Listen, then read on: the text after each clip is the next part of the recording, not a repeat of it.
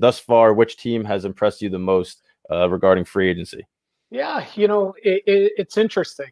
Among non-contenders, I really like what the Devils have done, and I really like what Ottawa has done. Both teams had a lot of, flexibility under the salary cap. They were teams that were willing to take on, contracts, bigger contracts of players that, maybe typically weren't going to be moved during the off season. I thought they both made some very, very savvy moves. In the Devils' case, they took a flyer on Ryan Murray. Columbus decided to move on from him, and they were able to get him for a mid-round draft pick. And if Murray's healthy, that gives them a nice veteran, stabilizing top four defenseman, somebody that can really settle things down on the back end. And then, probably even more importantly, to add a little punch to their top six, they get Andreas Johnsson from the Toronto Maple Leafs. Again, taking advantage of the fact that Toronto is up against the cap. It's a flat cap this year. Devils have plenty of room. They're able to add them. It didn't cost a lot, going back the other way. So I really like what they did. And of course, adding Corey Crawford as well. What a great mentor he's going to be, I think, for Mackenzie Blackwood. Not to mention the fact that, that's a nice 1-2 punch there in goal. Corey Crawford still has some good years ahead of him. He showed that last year, certainly showed it in the playoffs with the Blackhawks last year. So I like what they did. I like what Ottawa did, adding Dadonov. I thought they overpaid on the Matt Murray contract, but you know what? You know who your goalie is now for a while. And when this good young team, there's a good young nucleus that's building in Ottawa. When that comes together, you're going to have a 2-time Stanley Cup winner in your goal. So I really like what they did. And of course, Dadonov gives them a veteran that's going to produce offensively. But among teams that, would be more contenders, because I don't really see Ottawa or New Jersey being contenders this year. I thought Calgary made maybe the best move of the entire offseason, and that was getting Jacob Markstrom, signing him to the 6-year deal. I thought he was the best goalie available out there, and that was, to me, has been the crying need for the Calgary Flames this season, the past couple seasons. They've been a good team. They've been good in the regular season, but they fall flat come playoff time, and a lot of that is tied to the goaltending. So now it's not Mike Smith. It's not David Riddick. It's not Cam Talbot. We have a legitimate number one goalie, Markstrom. And even though they lost TJ Brody, they brought Christopher Tanev in on defense. So I really like what Calgary did. And I like what Montreal and Columbus did as well. They kind of shook things up. They made that trade there, Domi for Anderson. But I thought they were good fits for both teams. Montreal going with the young centerman now, so they were able to trade Domi. They've got Suzuki and Kakaniemi in the middle. And they add Anderson, they add Toffoli, and they added Jake Allen. And talk about taking advantage of a team that had to get, lower under the cap, the St. Louis Blues. Getting Jake Allen to be Carey Price's backup, I thought was a steal. That's a fantastic 1-2 punch, I think, with Carey Price and Jake Allen. So, maybe that was a bit of a long-winded answer, but, at teams that I would call contenders, they're the ones that I like. Washington, too. I like them re-signing Brendan Dillon. I like them bringing in Henrik Lundqvist, who's going to be motivated beyond belief this year. And I like the signing. It kind of flew under the radar a little bit of signing Justin Schultz as well. Washington teeing it up for probably a last go at it here. And, of course, they also brought in Peter Laviolette as their coach. So I like what Washington did as well. Yeah, it's not often that you say a team signing a backup goaltender might be the best move, but we've seen a couple of those for Jake Allen and Henrik Lundqvist, like you just mentioned, that are very impactful for both of those teams. What was your take on the Taylor Hall signing, though? He signed in Buffalo. Do you think it could be a long-term home for him, or do you think it's just a prove-it deal and he's going to go somewhere else next season? Yeah, we'll see. You would think that this benefits everybody involved. Taylor Hall did not have the greatest of seasons heading into unrestricted free agency, his first whack at being a UFA.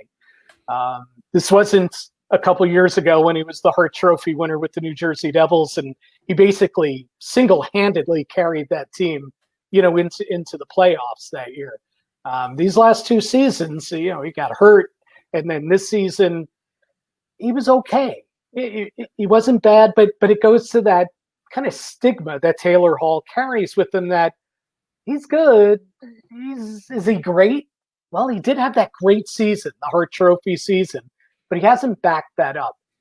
He's going to get a great opportunity this season to cash in, I think, because riding shotgun with Jack Eichel for 82 games or however long the season ends up being, I mean, it's going to benefit Buffalo. Obviously, it makes them a better team. Eichel really, I thought, took a major step forward last year, taking his game to that next level. He's been doing it incrementally every year. I thought he took a huge step this year. But now you add Taylor Hall to that mix, and you would think, at least on paper, that it's a dynamic 2/3 of the top line right there. And it works for Taylor Hall too, because now he's going to go into UFA status again because it's only a 1-year deal. And you would think he's going to have much better numbers, going into the next off season, having played a full year with Jack Eichel. That said, who knows what Taylor Hall is going to like or not like about Buffalo? Either the city or the organization, or again, even with Taylor Hall, they may not be a playoff team, but he may love playing with Jack Eichel. So how much does that weigh in if Buffalo antes up the money or they're a little short of where Taylor Hall wants to be? If I'm a betting man, as Alain Vigneault loves to say all the time, if I was a betting man, I would think that it's going to be a 1-year marriage, and then Taylor Hall is going to go take the biggest contract out there next off season. But again, the question will be who's going to create that cap space for him, because it's most likely going to be a flat cap again, the following season.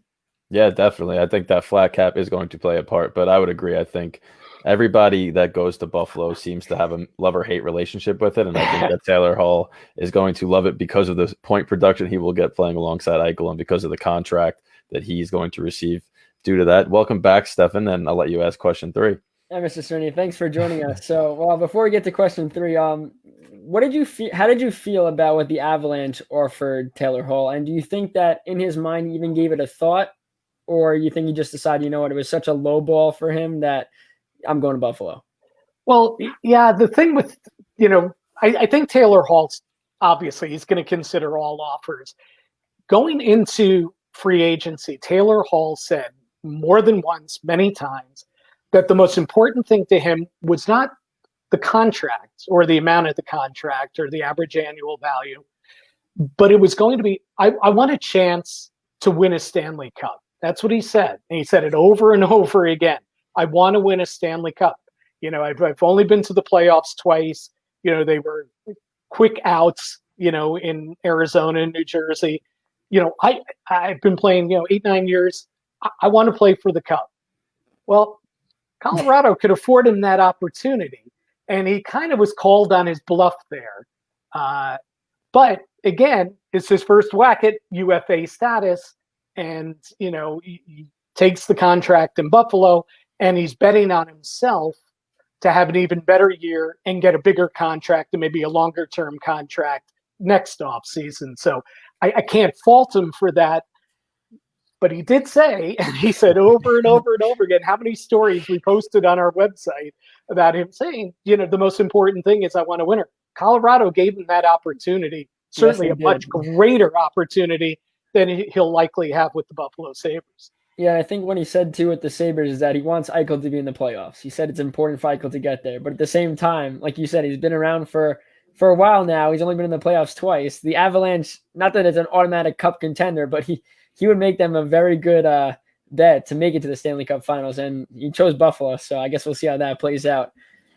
This upcoming season, they're saying maybe 48 games, maybe a full year. They want to do a full year, but how do you feel about it if it is a shortened season? Well, we had a shortened season last year, though, we almost got through the entire season. Most teams played at least 70 games. Some games were above, some teams were above that. It's going to be whatever, physically can be done. Nobody has a crystal ball on the virus here and where, that's going to head. And I don't want to speculate because I don't know. Nobody knows. Gary Bettman doesn't know. Bill Daly doesn't know. The owners don't know.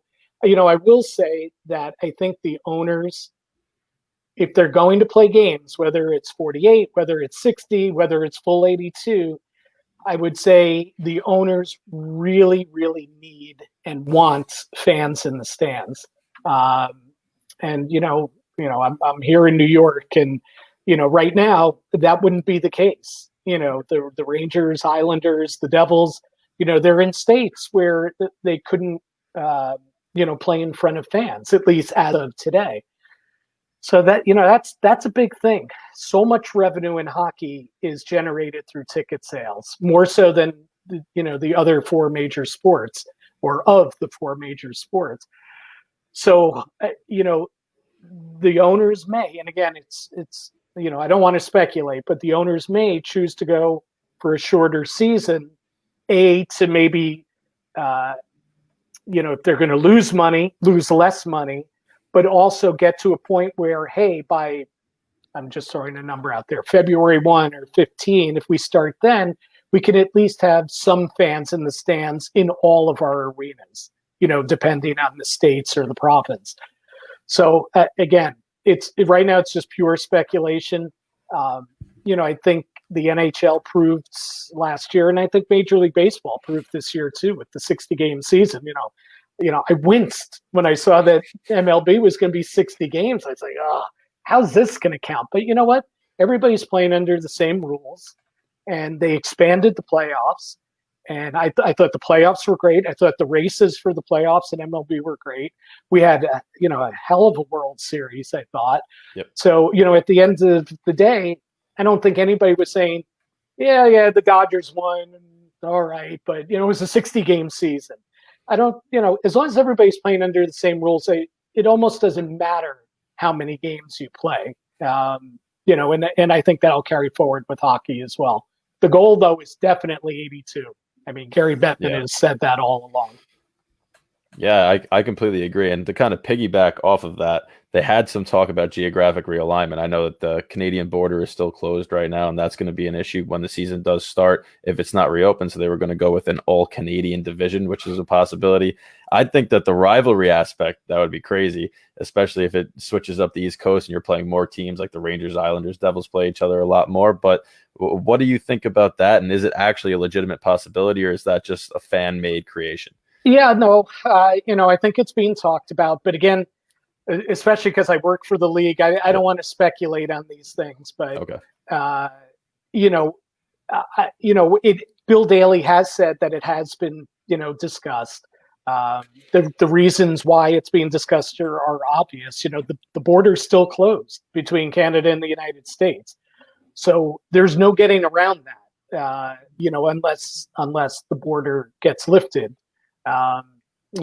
We saw how the Toronto Blue Jays in baseball had to navigate that this season.